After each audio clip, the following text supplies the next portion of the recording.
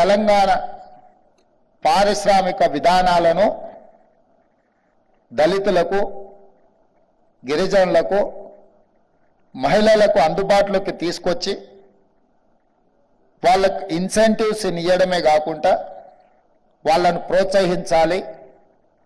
సూక్ష్మ, చిన్న మరియు మధ్య తరహా పరిశ్రమలను తెలంగాణ రాష్ట్రంలో నెలకొల్పడానికి అవసరమైన వాతావరణాన్ని సృష్టించాలి అని చెప్పి వారింత గొప్ప కార్యక్రమాన్ని తీసుకున్నారు. వారిని మనస్ఫూర్తిగా నేను అభినందిస్తున్నా. దళిత పారిశ్రామికవేత్తలను రాణించే విధంగా ప్రభుత్వ విధి విధానాలు కొనసాగిస్తాం. అవసరమైన ఆర్థిక సహాయాన్ని అందిస్తాం.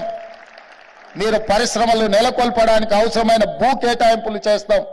ఏ పరిశ్రమ పెట్టాలన్నా రాష్ట్రానికి పాలసీ ఉండాలి. ఆ పాలసీలో సబ్సిడీలో భూములు కేటాయించగలగాలి.